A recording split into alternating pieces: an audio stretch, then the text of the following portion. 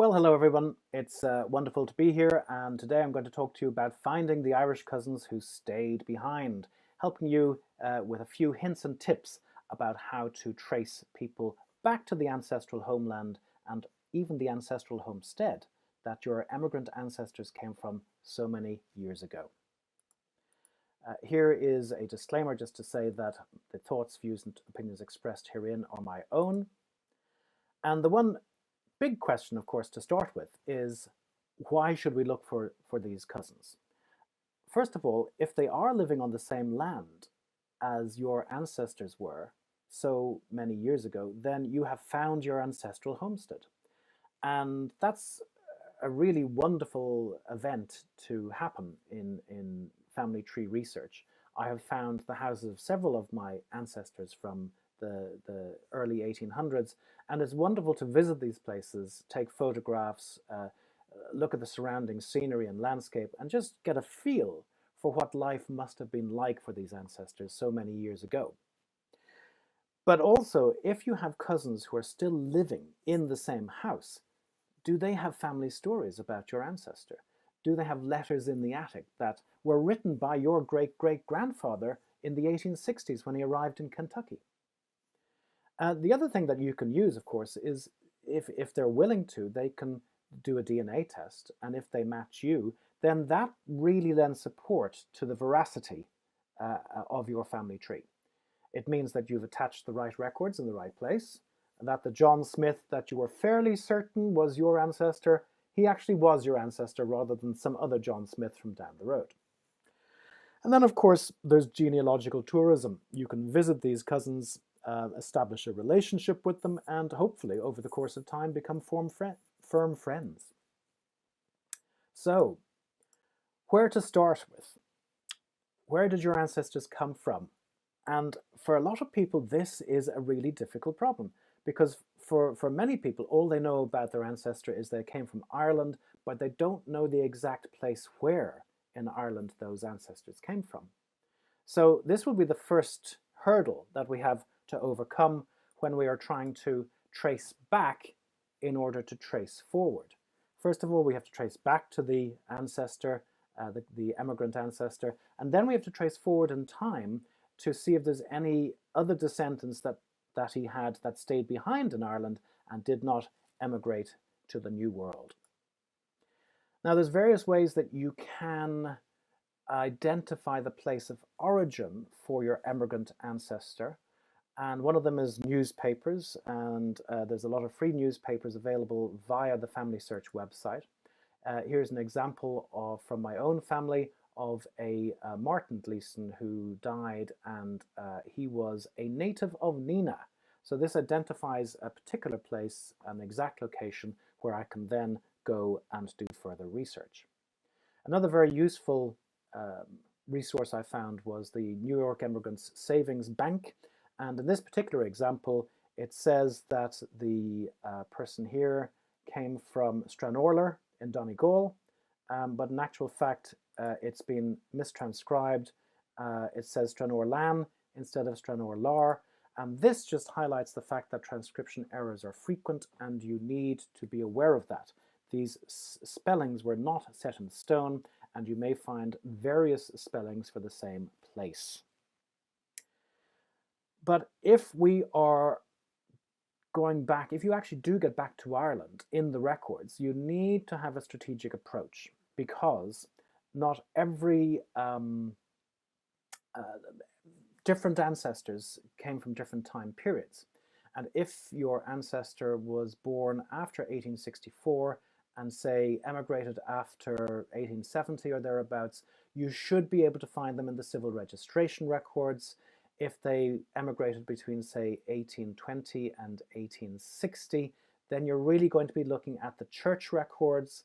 And if they were before 1820, there's very few records that can help, maybe directories, gravestones, wills and probate, and newspapers can be particularly useful, but you may have to turn to DNA at that point in time to see if you can connect with somebody who is likely to be connected to you via that particular ancestor.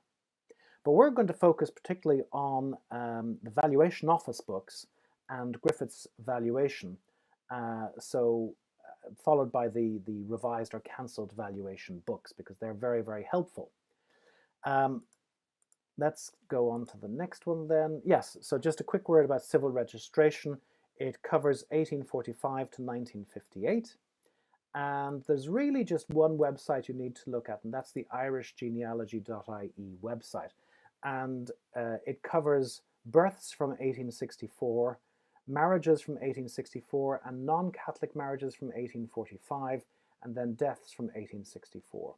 But there is a time limit. So for birth, marriages, and death records, the births go up to 100 years ago, which is 1920. The marriages go up to 75 years ago, which is 1945, and the deaths go up to 50 years ago, which is 1970. But remember, about 10% of people never registered. And there is the indexes are on Family Search, and you'll also find some records on Roots Ireland. So if you don't find it for whatever strange reason on Irish genealogy, do check out Roots Ireland. And Roots Ireland is very useful for church records, which roughly cover 100 years between 1800 to 1900. They get very patchy beyond, if you go back before 1830. And most of Ireland is covered by these two websites, Roots Ireland and irishgenealogy.ie. The irishgenealogy.ie covers Dublin City and Cork City. So just be aware of that. And there are some parishes in Cork that are not covered by either website, and those are St Mary and St Anne, St Patrick's and Blackrock. In those cases, try the National Library of Ireland registers on Find My Past. I usually blitz my research on Roots Ireland, and I take out a monthly subscription for £26, which is about $30 or so, and that way I can keep expenses under control. Now, once you've been able to locate a place that your ancestors came from, it's not always possible to find it on the map. And in that situation, there are several resources that we can use to help us. So here, for example, is the Log Annam website, and if we put in Stranorlor into the search box and then click on Go, this will take us to this site here. And you can see that Stranorlor comes up as an electoral district in Donegal, a civil parish in Donegal, a townland in Donegal, and a town in Donegal. It's fairly certain it's somewhere in Donegal, but where does the record refer to? Is it referring to the townland, the town, the civil parish? We don't know at this point in time. The beauty of this particular website is that if you click on one of these play buttons here, it will give you the pronunciation of the name in Irish and also the pronunciation of the name in English. So that's a very useful feature on this particular website. Then we can click on various items on the left, and it tells us that the civil parish of Stranorlor is in the barony of Raphoe South and in the county of Donegal. We can click on the townland, and it tells us it's in the civil parish of Stranorlor, in the barony of Raphoe South, in the electoral district of Stranorlor, and so on.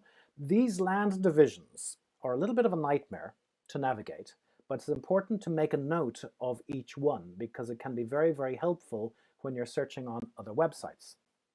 So if we go to, say, John Grenham's website and put in Stranorlor, we get just the one result. We click on the civil parish for Stranorlor, and it comes up again with a very useful map.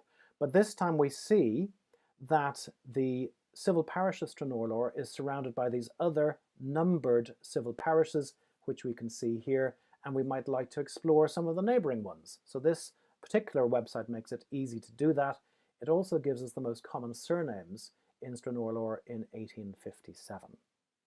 And that can be very useful as well, because no doubt some of these names are highly likely to appear in your family tree if your ancestor came from this place, because people in Donegal especially tended to marry the neighbors. They kept themselves to themselves. So you will find that a lot of these names are likely to crop up in your family tree and among your DNA matches as well. These are some of the townlands that we see in the civil parish of Stranorlor, and if we click on 1901 and 1911, it takes us to the 1901 census and the 1911 census, so we can see who's living there. So a very useful website, John Grenham's website, and if we put in Kilmore, for example, then there are tons of places called Kilmore, and you're going to have to try and narrow it down to the county somehow, because it's going to be difficult to go through each and every one of them and see which Kilmore is my Kilmore. And of course, Kilmore in Irish means large church. And of course, there was a large church on every street corner in Ireland, and that's why there's so many Kilmores. Here are some other links that you could explore. Civil parishes, the maps for the civil parishes, the maps for the Roman Catholic parishes as well, and the poor law unions. They can be very helpful. And there's other websites that help you research place names, and you can click on any of those links to be taken to that particular website. Now, once you've pinpointed the ancestral homestead, the next step is to trace forward in time. And you can do this using the usual records. You could, but the problem is, of course, the 100-year rule for births, 75 years for marriages, 50 years for deaths. You may not be able to come right up to the present day, and that's what we want to do, to find the living cousins who are still on the land. You could try and connect with online family trees on Ancestry, MyHeritage, Family Search, and so on. You could try doing DNA and seeing if you match somebody that brings you back to your emigrant ancestor. But I'm going to focus on land records because these are really quite exciting, and they can bring you right up to the present day. So for example, there's lots of census substitutes in Ireland, and the ones I'm going to focus on are the Valuation Office books between 1824 and 1856. These were precursors to Griffith's valuation, or Griffith's primary valuation, as it was called, the primary indicating that it was the first of many. And then we have the cancelled or revised land valuation books thereafter, and they come all the way up to the 1970s. So first of all, let's look at the Valuation Office books. And you simply have to click to search these Valuation Office books. I'm searching for George Spearing. He had house, offices and land, and he was from the townland of Beavis in the parish of Drehidarsna, in the barony of Coshma, and in the county of Limerick. So again, these Land Valuation Office books are giving you useful information about the land divisions in which your ancestors lived. And that takes us on to Griffith's valuation, because here, and this is completely free, just like the previous website, we can put in the family name. I always include similar variants, and then we put in the name of the county, and if we know them, the barony, the union, and the parish. And that's why it's important to find out as much information about these place names and these names of the various land divisions where your emigrant ancestor came from. And this is the kind of reading and the output we get from our search. This was a search for Spearing. There's several of them there in County Antrim, one in Carlow, one in Cork. If we click on the original page, this gives us a lot of information. It tells us it was printed in 1862. So we have a date for this particular record. And it also gives us all the land divisions that are associated with Griffith's valuation. And this is going to be important when you start looking at the valuation books, the cancelled valuation books that come up to the present day. You can also look at the original page, and there's Andrew Spearing there, house, offices and land. Now, by offices they meant cow sheds and pig pens, so they're not what we mean by offices today. These would be offices or little sheds that were on the land. But what I really like is the map view. and it has two maps. It has the old map superimposed on a modern map, and you can move the slider to go into the past, move the slider to the right to go into the present. And it's handy to actually overlap the two and leave the slider in the middle, because you can see that the site of the old fort is around the corner from Starbucks.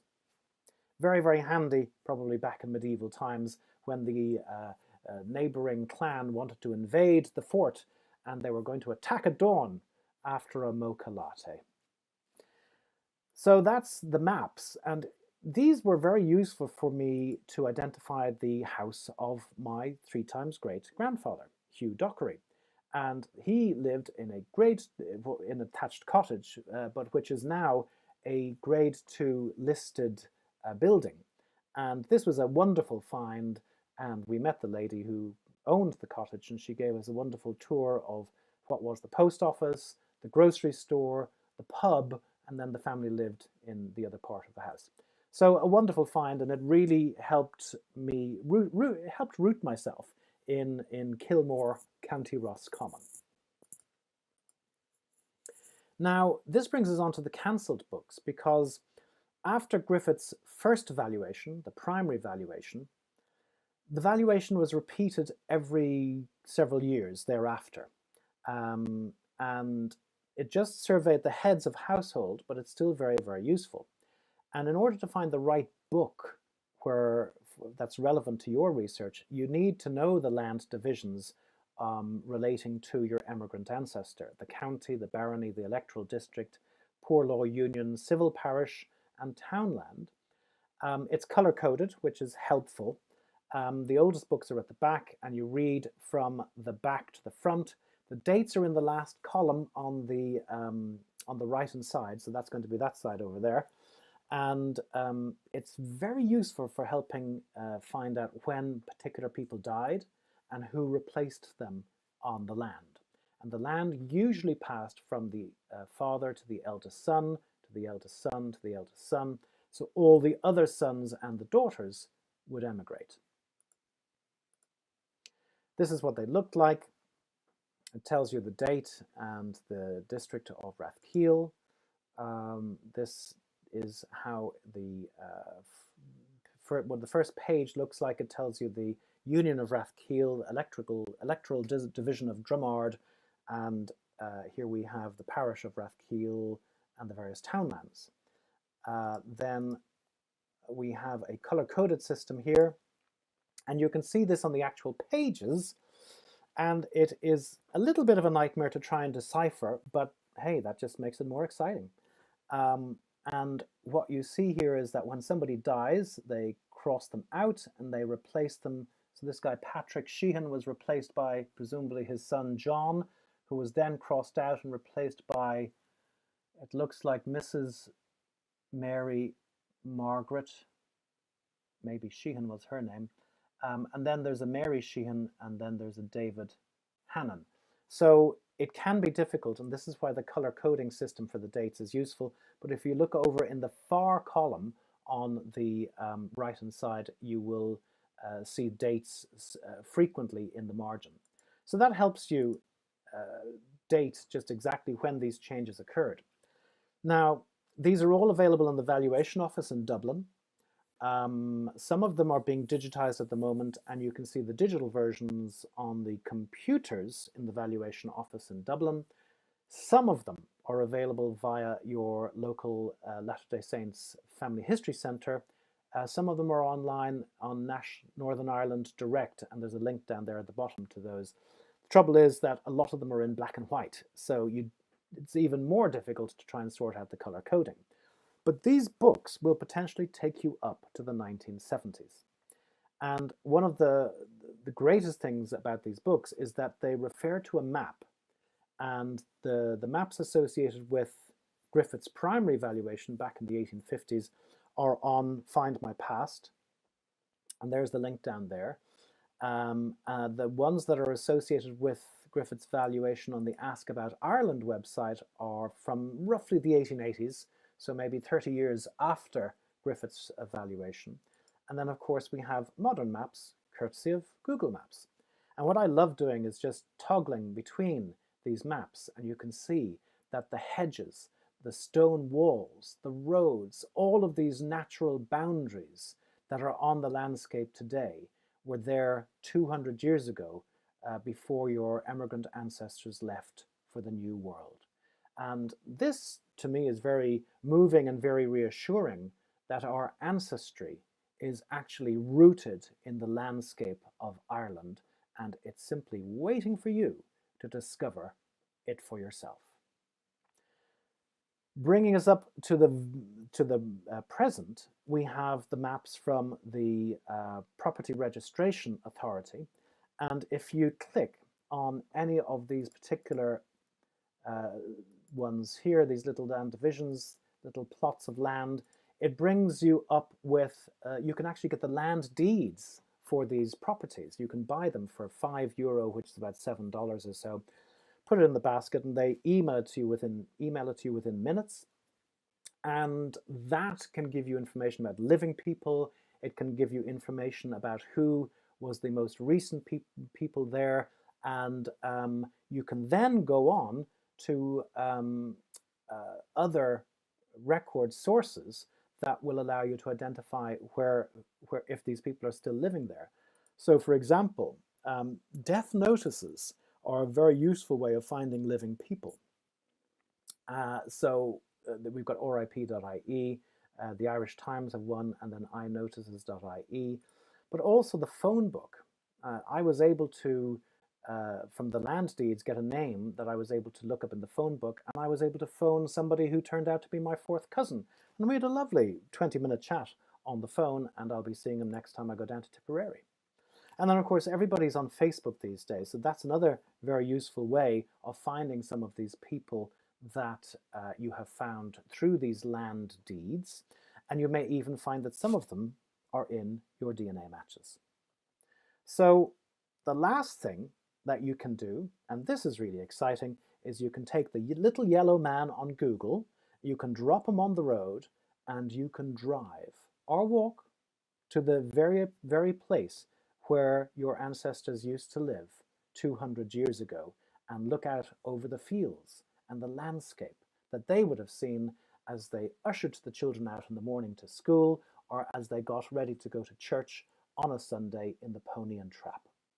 So hopefully that gives you a couple of ideas of how to find those cousins who stayed behind.